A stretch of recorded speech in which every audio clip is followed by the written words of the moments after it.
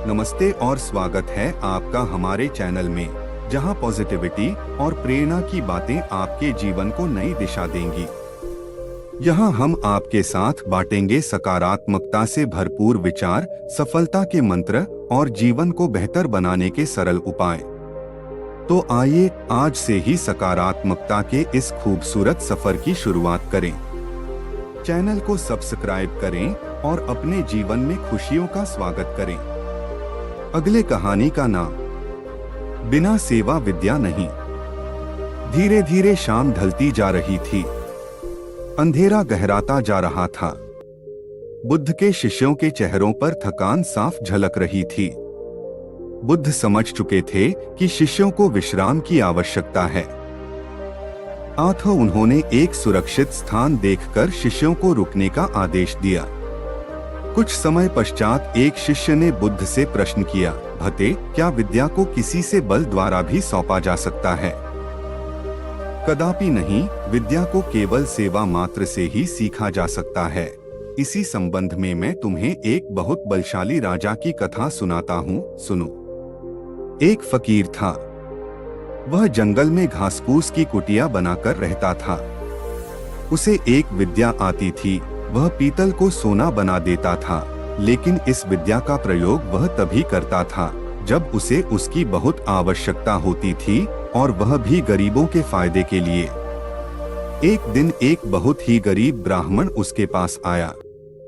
उसको अपनी लड़की का विवाह करना था और उसके पास एक फूटी कौड़ी भी नहीं थी। उसने फकीर को अपनी परेशानी बताई।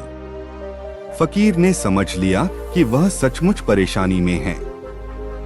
उसने पीतल के एक बर्तन को सोने का बनाकर उसे दे दिया और कहा कि इस बर्तन को बेचकर उन रुपयों से अपनी बेटी का विवाह कर लेना।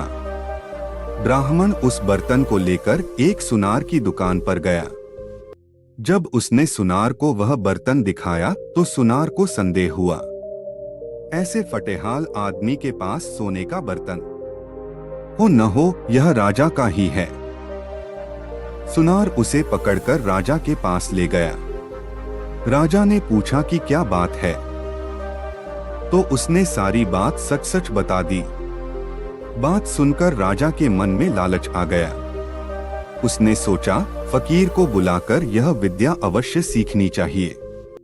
यह सोचकर उसने ब्राह्मण को तो छोड़ दिया, साथ ही अपने एक सिपाही से कहा कि जाओ और उस फकीर को पकड़कर ले आओ। सिपाही गया और थोड़ी देर में ही फकीर को लेकर आ गया।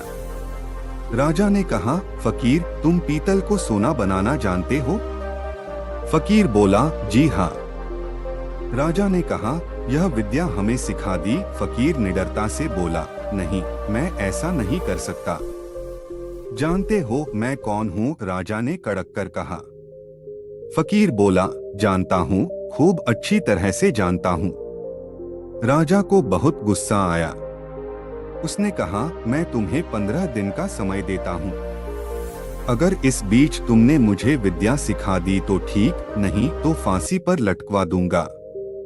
उसने फकीर को भेज दिया। वह रोज शाम को उसके पास सिपाही भेजता कि वह तैयार है या नहीं। फकीर का एक ही उत्तर, नहीं।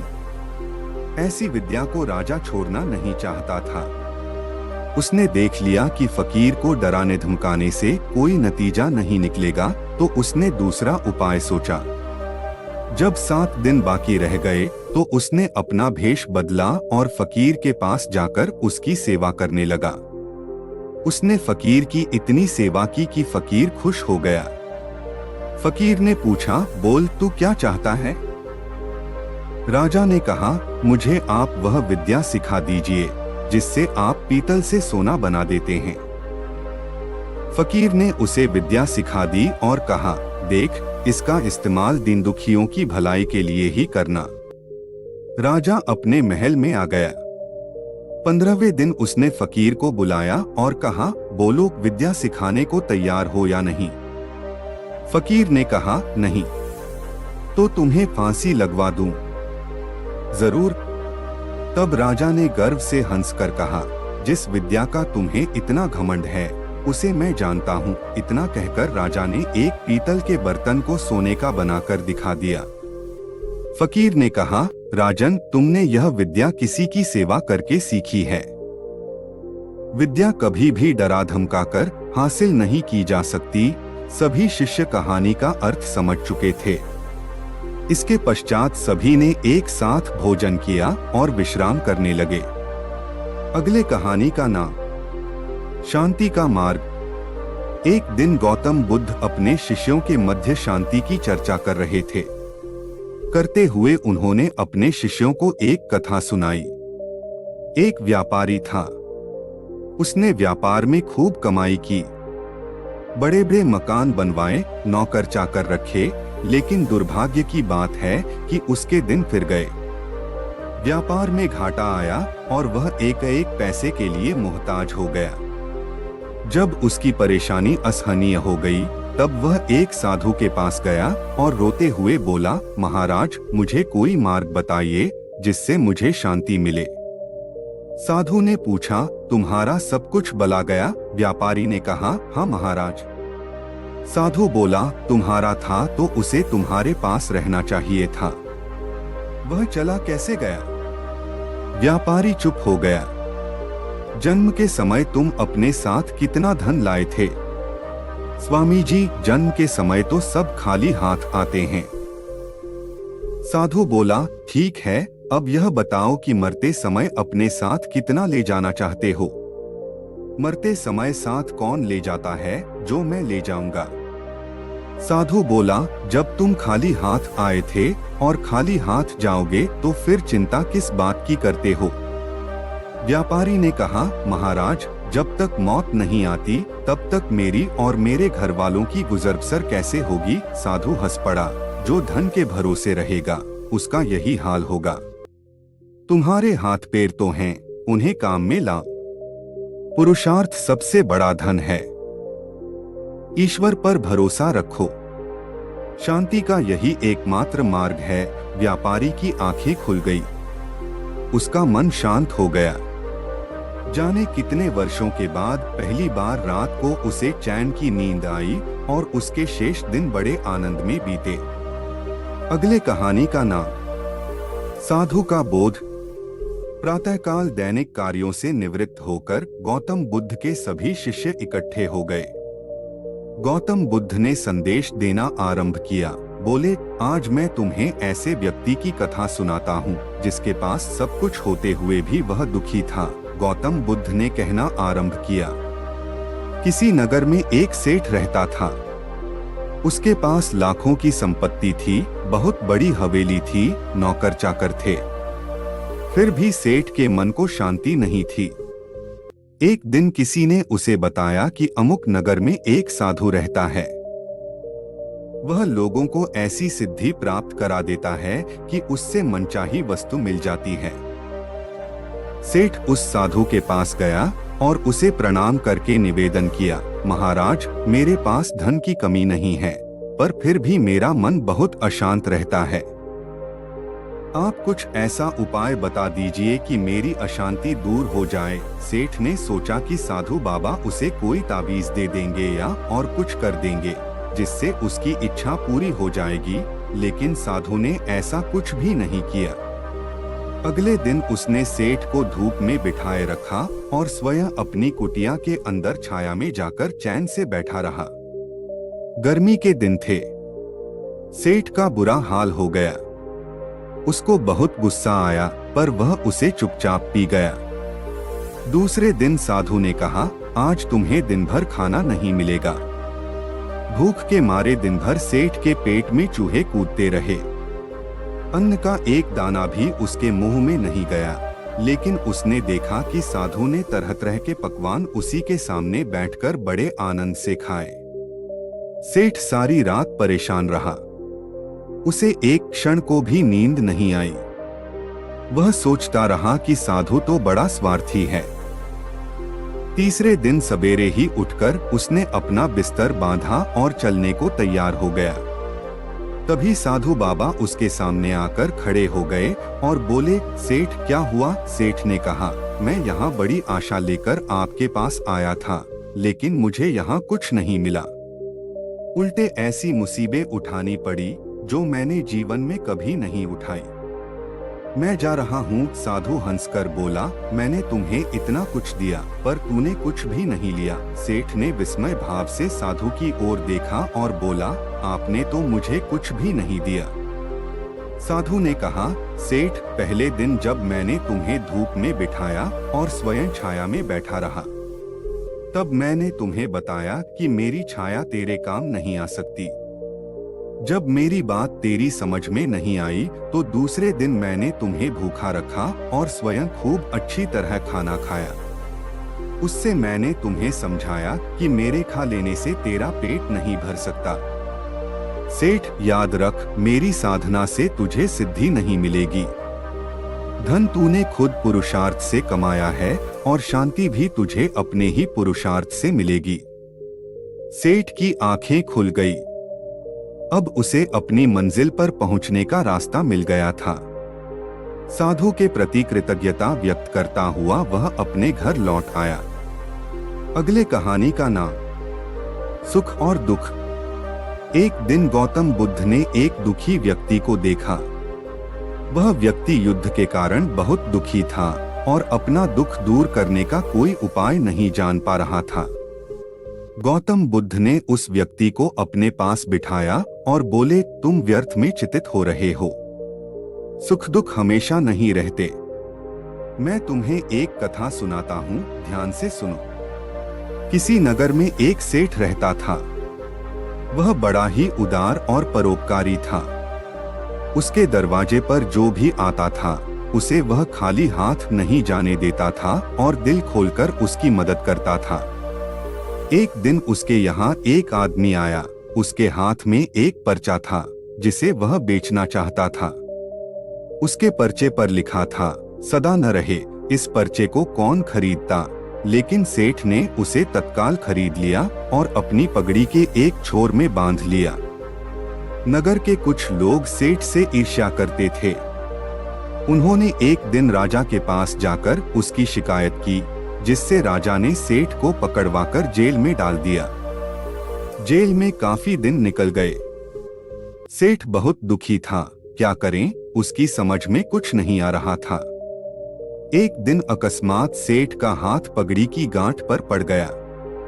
उसने गांठ को खोलकर पर्चा निकाला और उसे पढ़ा। पढ़ते ही उसकी आंखें खुल गईं। उसने मन ही मन कहा, अरे, तो दुख किस बात का। जब सुख के दिन सदा न रहे तो दुख के दिन भी सदा न रहेंगे। इस विचार के आते ही वह जोर से हंस पड़ा और बहुत देर तक हंसता रहा।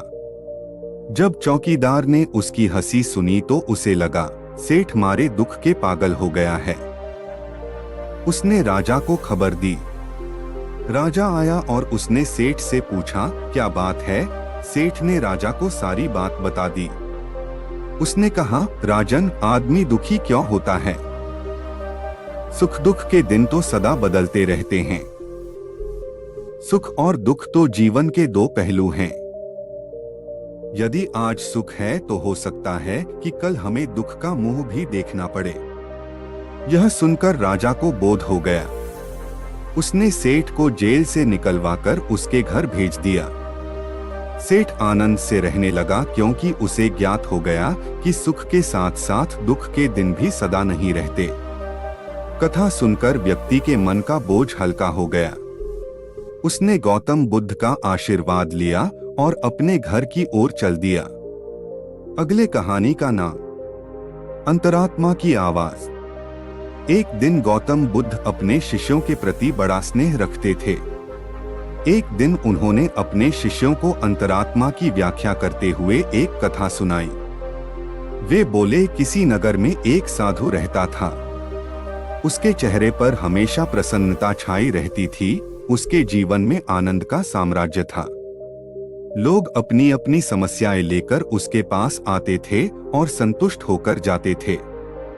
एक दिन एक सेठ साधु के पास आया और उन्हें प्रणाम करके बोला, महाराज, मेरे पास किसी चीज की कमी नहीं है। धन दौलत, बाल बच्चे सब कुछ है। फिर भी मेरा मन बड़ा अशांत रहता है। मैं क्या करूं? साधु ने जवाब नहीं दिया। वह चुपचाप बैठा रहा, फिर उठकर चल दिया। सेठ भी उसके पीछे पीछे चल दिया। आश्रम में एक कोने में जाकर साधु ने आग जलाई और एक एक करके लकड़ी उसमें डालता रहा। आग तेज होती रही। कुछ देर के बाद वह सेठ की ओर बिना देखे उठ खड़ा हुआ। सेठ को बड़ी हैरानी हुई। वह तो अपना दुख लेकर साधु के पास आया था, पर साधु अपने काम में लगा रहा और फिर बिना कुछ कहे वहां से जा रहा था। सेठ ने आगे बढ़कर कहा, स्वामी जी, मैं बड़ी आशा लेकर आपकी सेवा में आया हूँ। मुझे कुछ रास्ता तो बताइए। साधु बड़े जोर से हंसते हुए बोला, अरे मूर्ख, मैं इतनी देर से कर क्या रहा था? तुझे रास्ता तो बता रहा था। देख, हर आदमी के अंदर एक आग होती है। अगर उसमें प्यार की आहुति दो तो वह आनंद देती है, घृणा की आहुति दो तो वह जलती है। तू अपनी आग में रात दिन काम, क्रोध, लोभ, मोह, मद मत्सर की लकड़ियां डाल रहा है। भले आदमी अगर बीज अशांति के बोएगा तो शांति का फल कैसे पाएगा? अपनी अंतरात्मा को टटोल, सुख और दुख बाहर नहीं बल्कि तेरे भीतर है। सेठ की आंखें खुल गईं। उसे सही रास्ता मिल गया, जिससे उसका जीवन नई दिशा में मुड़ गया। अगले कहानी का नाम सच्ची मेहनत। एक दिन गौतम बुद्ध अपने शिष्यों के साथ भ्रमण कर रहे थे। तभी एक शिष्य ने पूछा, सच्ची मेहनत की क्या परिभाषा है? क्या आप मेरी इस जिज्ञासा का समाधान करेंगे? अवश्य, तुम यह कथा सुनो, इससे स्वयं मेहनत की परिभाषा जान जाओगे। कहते हुए बुद्ध ने एक कथा प्रारंभ की। किसी गांव में एक किसान रहता था। उसकी थोड़ी सी खेतीबाड़ी थी। उससे उसे जो कुछ मिल जाता, उसी से वह अपनी गृहस्थी की गुजर बसर कर लेता था। कभी किसी के आगे हाथ नहीं फैलाता था। संयोग से उस किसान का एक बैल मर गया। बेचारा बड़ी परेशानी में पड़ गया। खेत को बोना जरूरी था, पर बोए कैसे? बैल तो एक ही रह गया था। उसने बहुत सोचने के पश्चात एक फैसला किया।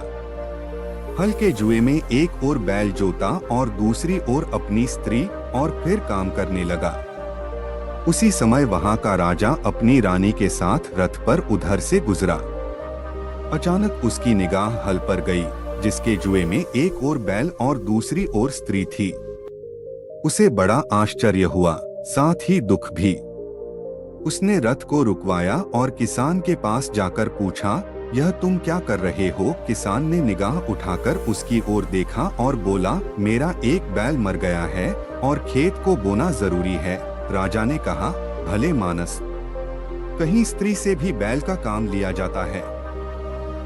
किसान बोला, क्या करूं और उपाय ही क्या है?